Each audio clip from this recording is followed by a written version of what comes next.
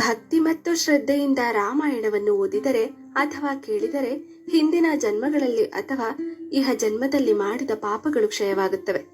ಇದು ಕೇವಲ ಕಥೆಯಲ್ಲ, ನಮ್ಮ ಆತ್ಮ ಉದ್ಧಾರವಾಗುವ ಮತ್ತು ಪರಮಾತ್ಮನನ್ನು ಹೊಂದುವ ಭಕ್ತಿಯ ಶ್ರೇಷ್ಠ ಮಾರ್ಗವಾಗಿದೆ. ಬಾಲ್ಯಕಾಂಡದ 38ನೆಯ ಸ್ವರ್ಗ, ಸಗರನ ಮಕ್ಕಳ ಜನನ, ಯಜ್ಞದ ಸಿದ್ಧತೆ. ತ್ರಿನ್ಪಥೋ ಹೇತುನ ಕೇನ, ಯಾವ ಕಾರಣದಿಂದ ಗಂಗಾದೇವಿಯು 3 ಮಾರ್ಗವುಳ್ಳವಳಾದಳು ಎಂಬ ರಾಮನ ಪ್ರಶ್ನೆಗೆ ಉತ್ತರವಾಗಿ ವಿಶ್ವಾಮಿತ್ರರು ಗಂಗೆಯು ಹೇಗೆ ದೇವಲೋಕವನ್ನು ಸೇರಿದಳು ಎಂಬುದನ್ನು ಹೇಳಿ ಅದಕ್ಕೆ ಸಂಬಂಧಿಸಿದಂತೆಯೇ ಕಾರ್ತಿಕೇಯನ ಜನ್ಮ ವೃತ್ತಾಂತವನ್ನು ವಿಸ್ತಾರವಾಗಿ ಹೇಳಿದ ನಂತರ ಗಂಗೆಯು ಭೂಪಾತಾಳಗಳಿಗೆ ಬರಲು ಕಾರಣವಾದ ಮಧುರಾಕ್ಷರಯುತವಾದ ಮತ್ತೊಂದು ಕಥಾಪ್ರಸಂಗವನ್ನು ರಾಮನಿಗೆ ಹೇಳಲು ಉಪಕ್ರಮಿಸಿದರು. ವತ್ಸ, ಹಿಂದೆ ಸಗರನೆಂಬ ಹೆಸರಿನ ಧರ್ಮಾತ್ಮನಾದ ಶೂರನಾದ ಅರಸನು ಅಯೋಧ್ಯೆಯ ಅಧಿಪತಿಯಾಗಿದ್ದನು. ಅವನಿಗೆ ಬಹಳ ದಿನಗಳವರೆಗೂ ಮಕ್ಕಳಿರಲಿಲ್ಲ. ಮಕ್ಕಳನ್ನು ಪಡೆಯಬೇಕೆನ್ನುವ ಅಭಿಲಾಷೆಯು ರಾಜನಿಗುಂಟಾಯಿತು. ಧರ್ಮಿಷ್ಠಳು ಸತ್ಯವಾದಿನಿಯೂ ಆದ ವಿದರ್ಭರಾಜನ ಮಗಳಾದ ಕೇಶಿನಿ ಎಂಬ ಹೆಸರಿನ ರಾಜಕುಮಾರಿಯು ಸಗರನ ಹಿರಿಯ ಹೆಂಡತಿಯಾಗಿದ್ದಳು. ಅರಿಷ್ಟನೇಮಿಯ ಅಂದರೆ ಕಶ್ಯಪನ ಮಗಳು ಮತ್ತು ಗರುಡನ ಸಹೋದರಿಯೂ ಆಗಿದ್ದ ಸುಮತಿ ಎಂಬುವಳು ರಾಜನ 2ನೆಯ ಹೆಂಡತಿಯಾಗಿದ್ದಳು. ಸಗರನು ತನ್ನ 2 ಪತ್ನಿಯರೊಡನೆ ಹಿಮವತ್ ಪರ್ವತದ ಪಕ್ಕದಲ್ಲಿದ್ದ ಭೃಗುಪ್ರವಣವೆಂಬ ಉಪಪರ್ವತದಲ್ಲಿ ಪುತ್ರ ಪ್ರಾಪ್ತಿಗಾಗಿ ಭೃಗು ಮಹರ್ಷಿಯನ್ನೇ ಕುರಿತು ತಪಸ್ಸನ್ನು ಮಾಡಲು ಉಪಕ್ರಮಿಸಿದನು.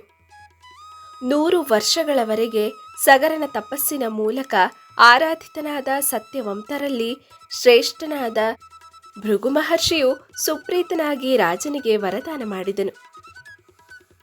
ಪಾಪರಹಿತನಾದ ಪುರುಷ ಶ್ರೇಷ್ಠನೇ, ನಿನಗೆ ಲೋಕ ಪ್ರಶಂಸೆಗೆ ಅರ್ಹರಾದ ಬಹುಮಂದಿ ಮಕ್ಕಳು ಹುಟ್ಟುತ್ತಾರೆ ಮತ್ತು ನೀನು ಆ ಪುತ್ರರಿಂದ ಅಸಮಾನವಾದ ಕೀರ್ತಿಯನ್ನು ಪಡೆಯುವೆ. ಈ ನಿನ್ನ 2 ಹೆಂಡತಿಯರಲ್ಲಿ ಒಬ್ಬಳು ವಂಶಕರನಾದ ಒಬ್ಬ ಮಗನನ್ನು ಮಾತ್ರ ಪಡೆಯುತ್ತಾಳೆ, ಮತ್ತೊಬ್ಬಳು 60,000 ಮಕ್ಕಳನ್ನು ಪಡೆಯುತ್ತಾಳೆ. ಈ ರೀತಿಯಲ್ಲಿ ವರದಾನ ಮಾಡಿದ ಮಹಾತ್ಮನಾದ ಭೃಗು ಮಹರ್ಷಿಯನ್ನು ಪರಮ ಪ್ರೀತರಾದ ರಾಜಕುಮಾರಿಯರಾದ ಕೇಶಿನಿ ಸುಮತಿಯರು ಯಥೋಚಿತವಾಗಿ ಪೂಜಿಸಿ ಕೈಮುಗಿದು ಹೇಳಿದರು. ಪೂಜ್ಯರೇ, ನಿಮ್ಮ ವರದಾನವು ಸತ್ಯವಾಗಿ ಪರಿಣಮಿಸಲಿ.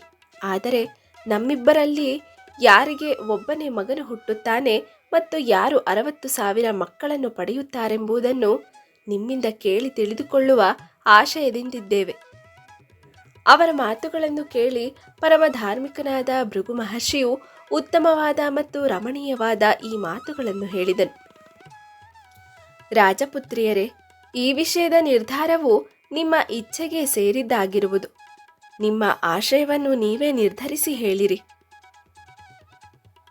ರಾಮ, ಭೃಗು ಮಹರ್ಷಿಯ ಮಾತುಗಳನ್ನು ಕೇಳಿ ವಿದರ್ಭರಾಜ ಕುಮಾರಿಯಾದ ಕೇಶಿನಿಯು ಪತಿಯಾದ ಸಗರರಾಜನ ಸಮ್ಮುಖದಲ್ಲಿ ವಂಶಕರನಾದ ಏಕಮಾತ್ರ ಪುತ್ರನನ್ನೇ ಅಪೇಕ್ಷಿಸಿದಳು. ಉತ್ಸಾಹಶಾಲಿಗಳಾದ ಕೀರ್ತಿಮಂತರಾದ 60,000 ಮಕ್ಕಳನ್ನು ಪಡೆಯುವ ವರವನ್ನು ಗರುಡನ ಸಹೋದರಿಯಾದ ಸುಮತಿಯು ಆದರದಿಂದ ಸ್ವೀಕರಿಸಿದಳು. ಅನಂತರ ಸಗರನು ಭೃಗು ಮಹರ್ಷಿಗೆ ಪ್ರದಕ್ಷಿಣೆ ಮಾಡಿ ಅಭಿವಾದನ ಪೂರ್ವಕವಾದ ಸಾಷ್ಟಾಂಗ ಪ್ರಣಾಮ ಮಾಡಿ 2 ಭಾರ್ಯರೊಡನೆ ಅಯೋಧ್ಯೆಗೆ ತೆರಳಿದನು. ಕಾಲಾನಂತರದಲ್ಲಿ ಸಗರನ ಹಿರಿಯ ಹೆಂಡತಿಯಾದ ಕೇಶಿನಿಯು ಅಸಮಂಜನೆಂದು ಪ್ರಸಿದ್ಧನಾದ ಮಗನನ್ನು ಪ್ರಸವಿಸಿದಳು. ಸುಮತಿಯಾದರೋ ಸೋರೆಕಾಯಿಯಂತೆ ವೃತ್ತಾಕಾರದ ಗರ್ಭಪಿಂಡವನ್ನೇ ಪ್ರಸವಿಸಿದಳು. ಆ ಗರ್ಭಪಿಂಡದ ಛೇದನದಿಂದಾಗಿ 60,000 ಮಕ್ಕಳು ಹುಟ್ಟಿದರು. ಮಕ್ಕಳೆಲ್ಲರನ್ನೂ ದಾದಿಯರು ಪ್ರತ್ಯೇಕವಾಗಿ ಗೃಹಕುಂಭಗಳಲ್ಲಿಟ್ಟು ಪೋಷಿಸಿದರು. ಅನೇಕ ವರ್ಷಗಳು ಈ ವಿಧವಾಗಿ ಪೋಷಿಸಿದ ನಂತರ ಅಣುರೂಪಗಳಲ್ಲಿದ್ದ ಶಿಶುಗಳು ಯೌವನವನ್ನು ಪಡೆದವು. ಸಗರನ ಆ 60,000 ಮಕ್ಕಳು ರೂಪ ಯೌವನಶಾಲಿಗಳಾಗಿ ಅತಿ ಸಮರ್ಥರಾದ ರಾಜಕುಮಾರರಾದರು.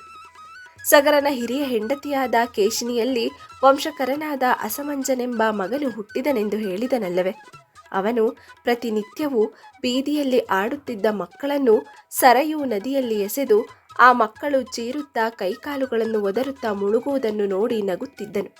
ಹೀಗೆ ಮಾಡುವುದು ಅವನಿಗೊಂದು ವಿನೋದವಾಗಿದ್ದಿತು.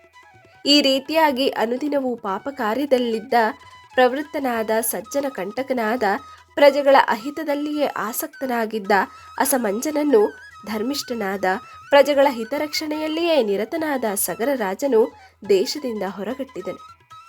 ಅಸಮಂಜನಿಗೆ ವೀರ್ಯವಂತನಾದ ಸಕಲ ಪ್ರಜೆಗಳ ಪ್ರೀತಿಗೂ ಪಾತ್ರನಾದ ಪ್ರಿಯ ಭಾಷಿಯಾದ ಅಂಶುಮಂತನೆಂಬ ಮಗನಿದ್ದನು. ಅನೇಕ ವರ್ಷಗಳು ಕಳೆದ ನಂತರ ಸಗರನಿಗೆ ಯಜ್ಞ ಮಾಡಬೇಕೆಂಬ ಬುದ್ಧಿಯುಂಟಾಯಿತು. ವೇದಜ್ಞನಾದ ಸಗರನು ಯಜ್ಞ ಮಾಡಬೇಕೆಂದು ನಿಶ್ಚಯ ಮಾಡಿ ಋತ್ವಿಜರುಗಳೊಡನೆ ಯಜ್ಞ ಮಾಡಲು ಉಪಕ್ರಮಿಸಿದನು. ಇಲ್ಲಿಗೆ 38ನೆಯ ಸ್ವರ್ಗವು ಮುಗಿಯಿತು. ಮುಂದೆ ಬಾಲಕಾಂಡದ 39ನೆಯ ಸ್ವರ್ಗ. ಸಗರನ ಅಶ್ವಮೇಧಾಶ್ವದ ಅಪಹರಣ. ಸಗರನ ಮಕ್ಕಳು ಕುದುರೆಯನ್ನು ಹುಡುಕಲು ಪೃಥ್ವಿಯನ್ನೇ ಭೇದಿಸಿದುದು. ಸಂಭ್ರಾಂತರಾದ ದೇವತೆಗಳು ಬ್ರಹ್ಮನನ್ನು ಪ್ರಾರ್ಥಿಸಿದುದು.